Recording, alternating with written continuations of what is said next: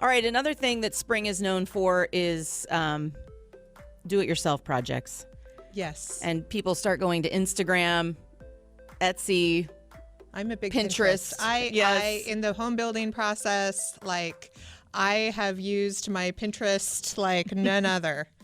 So we have a list now of 5 Instagram-inspired do-it-yourself home decor projects. You can just get done in a weekend. We're not telling you to like take too much time, just weekend. Although I'm looking at some of these and I'm thinking this might take me more than a weekend, but yeah, if you're handy. Depends on your preparation level. Right. And your handiness. Yes. If you're handy, you could build a built-in entryway bench. I think that was a great idea, like a nice little, we've talked about that before, like that not having a great entry or a defined entry can kind of create some confusion. Yes. You don't want to confuse people when they walk in, like where am I going to put my stuff? But having something built in is just a really nice upgrade that doesn't necessarily cost a lot, but can make a big impact on a space. So I love the idea of a built-in entryway bench, either in the front entry or the back entry, right? The entry from the garage, having some sort of built-in lockers, a place where you can sit to put on and take off your shoes is nice. Next, Wainscot bedroom walls. Yeah, so that has been extremely popular, a great comeback. We saw it in older properties, and it went away for a while, but I've seen it even like in 70s ranches, people doing these as details within bedrooms. So using like a thinner wood trim and creating like boxes on the walls.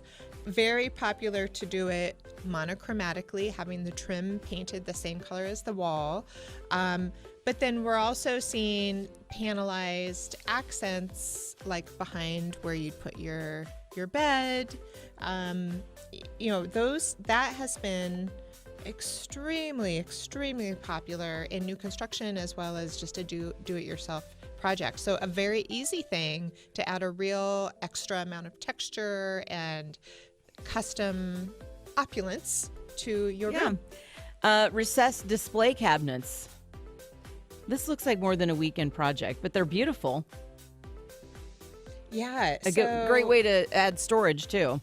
So, I guess you just cut into your walls and just carve those studs right out and stick some cabinets in there, right? So the idea behind that is you're not taking up floor space within the room and giving a very custom built-in look.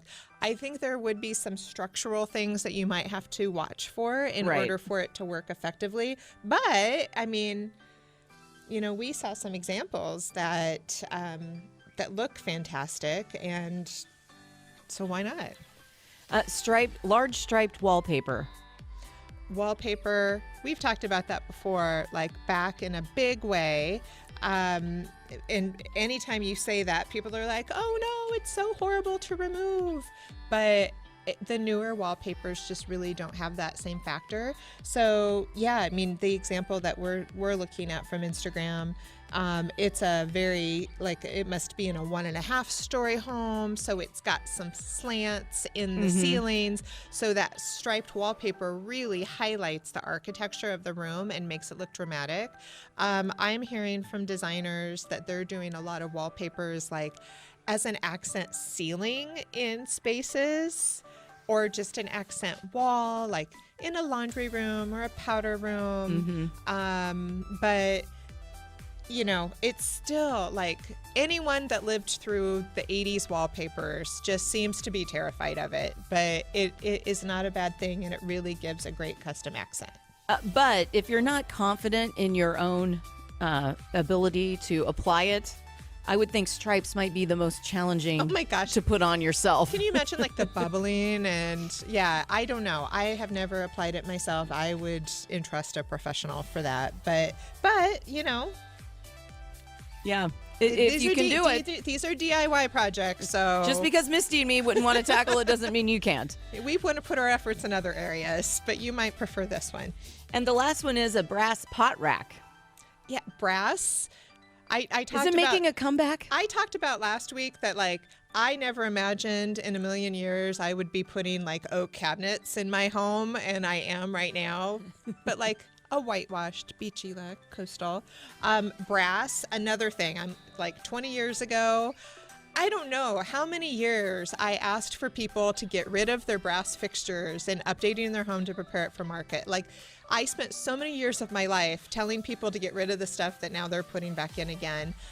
Brass is definitely making a big comeback, but there's a lot of really neat brass. I mean, I think that the 90s brass that we saw as fixtures, it was so like yellow and shiny, and now there's like just like a lot of, it's interesting because like fixture companies are not saying brass, they're not calling it that color, they're calling it like champagne bronze. And that sounds a lot better. Doesn't it though? Like I'm not suggesting you put up a brass pot rack. I'm suggesting you put up a champagne bronze pot rack. You might have to look up what that means, but it's brass.